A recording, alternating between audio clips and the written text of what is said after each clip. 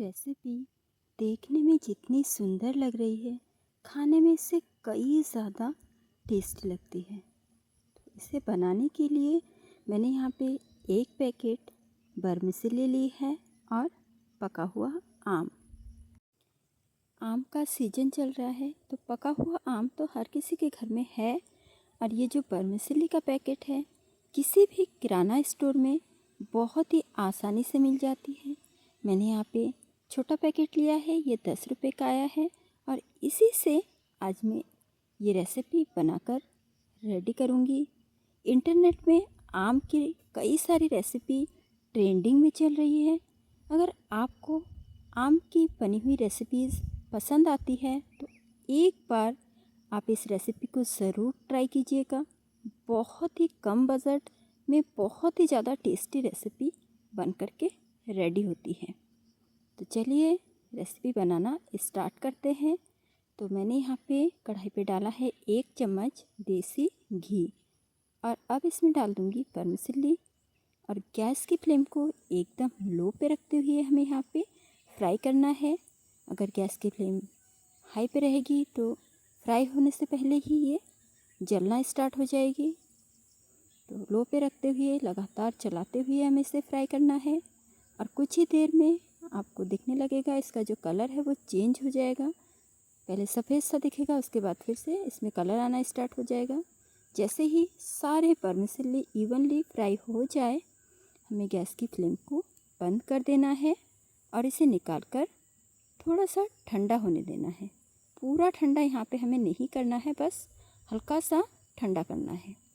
अब इसी कढ़ाई को धोकर मैंने इसमें डाल दिया है आधा लीटर दूध। मैंने यहाँ पे गाय का दूध लिया है और इसे अब उबालने के लिए रख देंगे। और जो हमने वर्मिसेली फ्राई करके रखा है वो भी हल्का सा ठंडा हो गया है। तो अब हम लेंगे मिक्सर ग्राइंडर और इसे डाल देंगे मिक्सर ग्राइंडर पे। जब हम वर्मिसेली को फ्राई करके ठंडा करते हैं तो ये बहुत ही ज़्यादा क्रिस्पी हो जाती है। तो हमें यहाँ पे इसका पाउडर नहीं बनाना है, इसे दरदरा पीसना है। इसलिए इसे हाई स्पीड पे नहीं चलाना है, इसे हम पल्स मोड में चलाएंगे। बटन को ऑन ऑफ करते हुए 5 से 6 बार। आप देख सकते हैं मैंने यहाँ पे उंगली को दबाया, फिर से छोड़ा। इसी तरीके से ऑन ऑफ करते हुए मैंने 5 से 6 बार मिक्सी को चलाया है। और जो वर्मिसेली है बहुत ही अच्छे से एकदम दरदरा पीस कर रेडी हो गया है।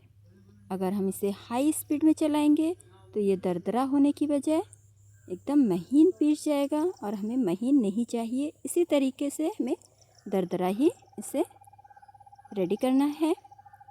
तो जो हमने दूध उबालने के लिए रखा था उसमें भी उबाला आ गया है। तो अब हम इस वर्मिसेली को डाल देंगे उबलते हुए दूध में और गैस की फ्लेम को लो टू मीडियम पे रखते हुए चलाते हुए इसे पकाते रहेंगे। तब तक पकाएंगे जब तक कि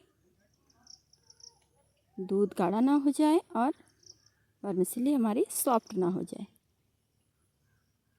कुछ ही देर में आप देखेंगे 3 से 4 मिनट के अंदर वर्मिसेली सॉफ्ट हो जाएगी और दूध भी गाढ़ा हो जाएगा। तब हम इसमें डालेंगे स्वाद अनुसार चीनी।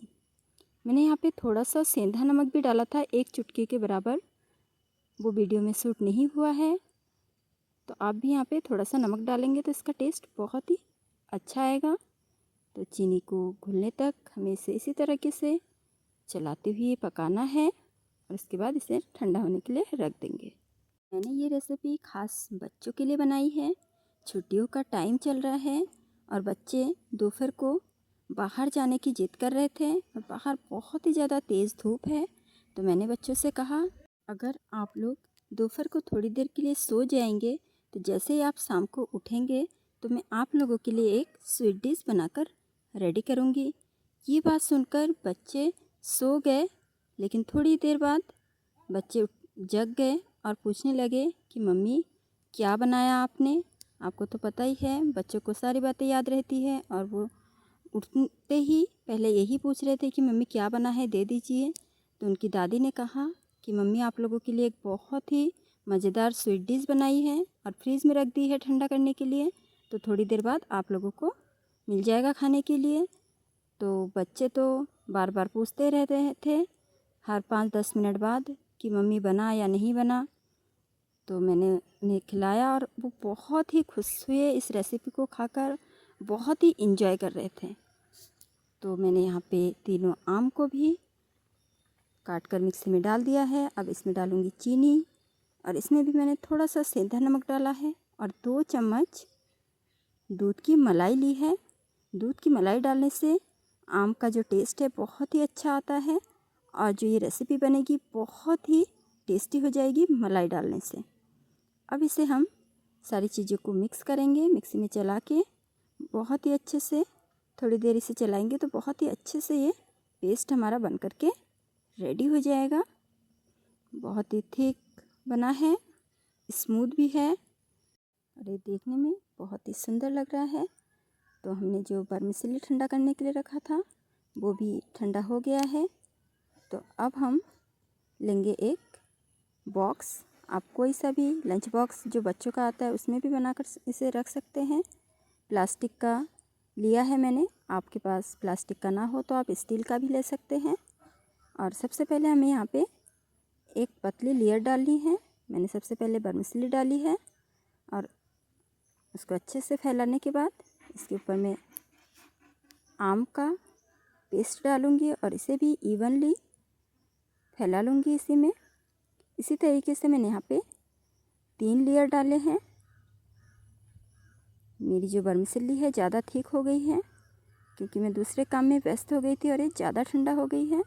हल्की सी गरम गरम रहेगी यानी कि गुनगुना रहेगी तो अच्छे से फैलती है, इस बात का आप ध्यान रखिएगा। और मैंने इसी तरीके से इसमें लेयर डाल दी है और इसे 2.5 से 3 घंटे तक हमें फ्रिज में रखना है सेट होने के लिए। मेरे बच्चे परेशान कर रहे थे तो मैं 2.5 घंटे तक नहीं रख पाई थी, 2 घंटे में ही मुझे निकालना पड़ा था। सेट हो गया था लेकिन अगर आधा 1 घंटा और रहता तो अच्छे से सेट हो जाता।